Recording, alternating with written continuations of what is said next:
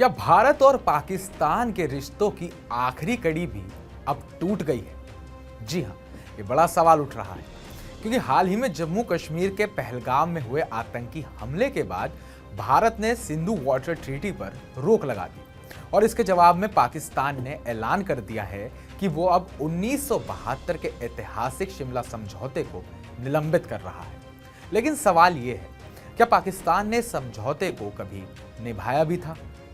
क्या इस समझौते के खारिज हो जाने से भारत को नुकसान होने वाला है?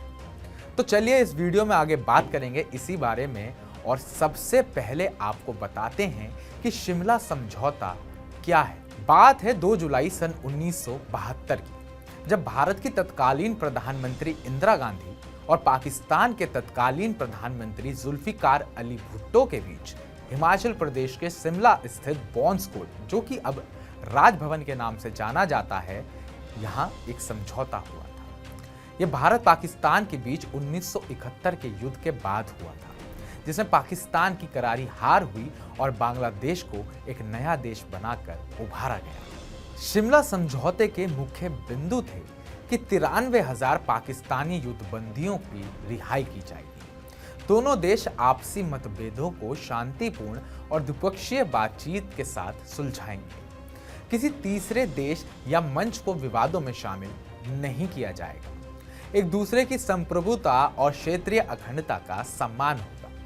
युद्ध के बाद की सीमाओं को नियंत्रण रेखा यानी कि LOC के रूप में मान्यता मिले। पर असल में सच तो यह है कि पाकिस्तान ने समझौते की आत्मा को कभी गंभीरता से लिया ही नहीं। कारगिल युद्ध सन 1999 इसका सबसे बड़ा सबूत है। जब भारत के तत्कालीन प्रधानमंत्री अटल बिहारी वाजपेयी लाहौर शांति यात्रा पर गए, तो बदले में पाकिस्तान ने पीठ पीछे कारगिल में घुसपैठ योजना बनाई। ये सीधा उल्लंघन था शिमला समझौते का, जिसमें द्विपक्षीय संवाद और शांतिपूर्ण समाधान की बात कही गई थी। पाकिस्तान की हजार जख्म देने वाली नीति और आतंकवाद को राज्य प्रयोजित हथियार की तरह इस्तेमाल करना दिखाता है कि उनके लिए कोई भी समझौता महज कागज का टुकड़ा भर है। सबसे बड़ा सवाल जो अब उठता है कि अब जब पाकिस्तान ने शिमला समझौता निलंबित किया है, तो इससे भारत को नुकसान क्या होगा?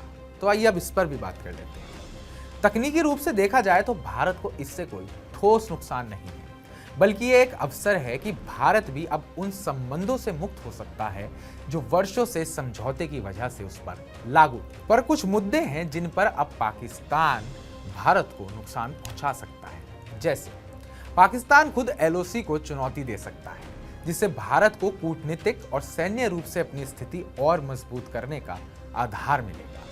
पाकिस्तान अब वैश्विक मंचों पर कश्मीरी मुद्दा उठाने की कोशिश कर सकता है, लेकिन भारत पहले से ही ये रुख साफ कर चुका है कि कश्मीर उसका आंतरिक मामला है। इससे भारत को अंतर्राष्ट्रीय समर्थन जुटाने में और मजबूती भी मिल सकती है। भारत अब पाकिस्तान पर बातचीत के लिए किसी दबाव में नहीं रहेगा, क्योंकि जिस आधार पर बातचीत होती थी वही अब पाकिस्तान ने तोड़ दिया है। शिमला समझौते की समाप्ति एक प्रतीक है एक ऐसे रिश्ते की समाप्ति का, जिसमें एक पक्ष ने हमेशा विश्वासघात किया और दूसरा पक्ष उम्मीद करता रहा। अब समय है कि भारत भी स्पष्ट नीति बनाए, सख्त, निर्णायक और पाकिस्तान की असलियत के अनुसार। यह सिर्फ एक संधि का अंत नहीं, बल्कि भारत पाक रिश्तों के ढोंग का भी पर्दाफाश है। क्या आप भी मानते हैं कि अब समय आ गया है कि भारत को भी नई नीति अपनानी चाहिए? अपने विचार इस पूरे मुद्दे पर जरूर साझा कीजिएगा। कमेंट बॉक्स में कमेंट कर बताइएगा कि आपकी इस पूरे मामले को लेकर क्या राय है। और ताज़ा अपडेट से जुड़े रहने के लिए TV9 भारतवर्ष को सब्सक्राइब कीजिएगा।